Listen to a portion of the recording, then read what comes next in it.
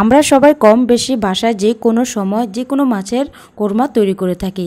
তার মধ্যে রুই মাছের কোরমা অন্যরকম টেস্ট। সো কীভাবে রুই মাছের কোরমাটা তৈরি করতে হয় সেই রেসিপিটা তোমাদের সাথে আজকে শেয়ার করব।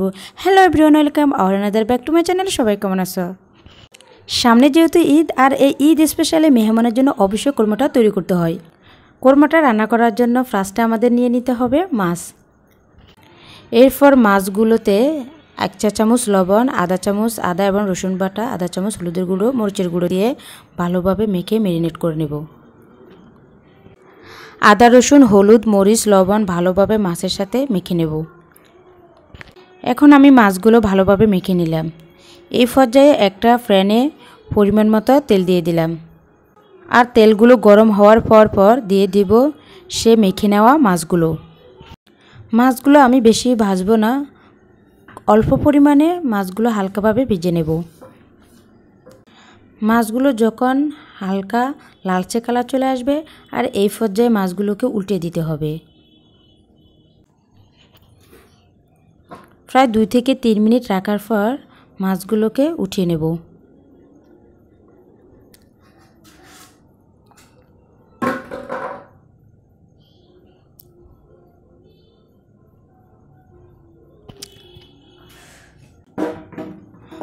মাছগুলো উঠিয়ে নেওয়া হয়ে গেলে যে পরিমাণ তেলটুকু রয়েছে তার সাথে আরও কিছু পরিমাণ তেল অ্যাড করে নেব পেঁয়াজের বেরেস্তা তৈরি করার জন্য। তেলটা গরম করে নেওয়া হয়ে গেলে এই পর্যায়ে দিয়ে দিব 1 বাটি পেঁয়াজ কুচি। পেঁয়াজের বেরেস্তাটা অবশ্যই কোরমা রান্নার ক্ষেত্রে ব্যবহার করতে হয়, আর পেঁয়াজের বেরেস্তার ফলে কোরমাটা অন্যরকম টেস্ট চলে আসে। অবশ্যই কোরমা তৈরির ক্ষেত্রে পেঁয়াজের বেরেস্তাটা ব্যবহার করতে হয়। প্রায় 2 থেকে 3 মিনিট পর নেড়ে ছেড়ে দিয়ে বেরেস্তাটা তৈরি করে নেব। এই পর্যায়ে যখন দেখবে বেরেস্তার কালারটা লালচে কালার চলে আসছে, তখন বেরেস্তাগুলো উঠিয়ে নিতে হবে। আর আমি বেরেস্তাগুলো উঠিয়ে নিচ্ছি। বেরেস্তা তৈরি করার পর যে তেলটুকু রয়ে গেছে সেই তেলের সাথে এখন দিয়ে দিব খাঁটি সরিষার তেল। তেলগুলো গরম করে নেওয়ার পর দিয়ে দেব কিছু কুচি করে নেওয়া পেঁয়াজ। এখানে পেঁয়াজের পরিমাণটা কম ব্যবহার করা হলো, যেহেতু আমি এখানে বাটা পেঁয়াজ অ্যাড করে নেব। যে কোনো কোরমা রান্নার ক্ষেত্রে অবশ্যই সরষের তেলটা ব্যবহার করবে। এখন কিন্তু পেঁয়াজটা বেশি ভাজা যাবে না, পেঁয়াজগুলো হালকাভাবে ভেজে নিতে হবে। আর দিয়ে দেব কিছু গরম মশলা। এখানে আমি 3 থেকে 4টে এলাচ, 3 থেকে 4টে লং, 2 থেকে 3টে গোলমরিচ, 3টে তেজপাতা আর 2টো দারচিনি মাঝখান দিয়ে ভেঙে দিলাম। দিয়ে দিব সেই বেটে নেওয়া একটা পেঁয়াজ, 2টো কাঁচামরিচ এবং কিছু পরিমাণ ধনিয়া পাতা। সবগুলো একসাথে আমি পাটায় বেটে নিলাম। চাইলে তোমরা ব্লেন্ডারও করে নিতে পারো। হালকাভাবে নেড়ে ছেড়ে দিব যাতে করে দলা ভাবটা চলে যায়। দিয়ে দিব 1 চা চামচ আদা এবং রসুন বাটা। দিয়ে দিলাম 1 চা চামচের 3 ভাগের 1 ভাগ ঘি। ঘিটা অবশ্যই ব্যবহার করতে হবে, এতে করে ভালো একটা ফ্লেভার আসে।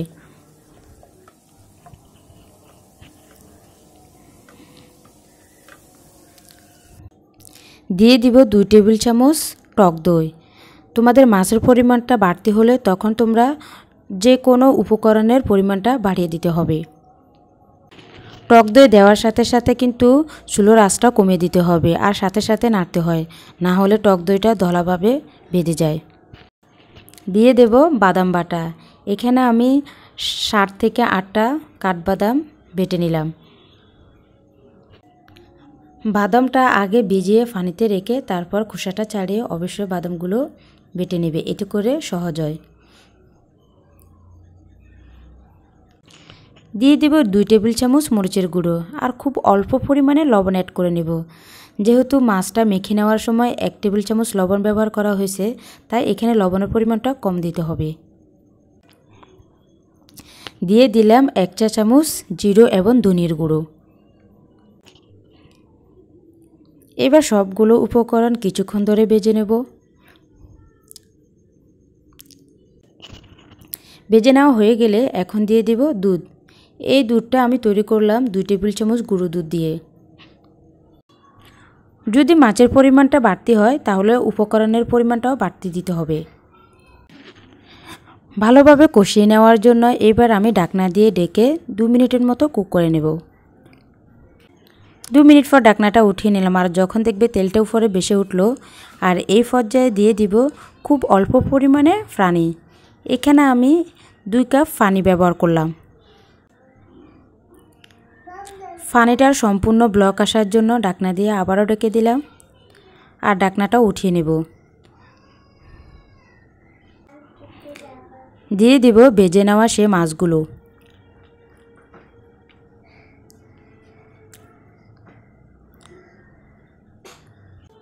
দু মিনিটের জন্য ঢাকনা দিয়ে ঢেকে কুক করে নিতে হবে। ঢাকনাটা উঠিয়ে নিলাম আর দিয়ে দেব 4টে কাঁচামরিচ, দিয়ে দিলাম আধা চামচ কোরমা মশলা। হালকাভাবে নেড়ে ছেড়ে দিবে যাতে করে মশলাগুলো ভালোভাবে মাছের সাথে মিশে যায়।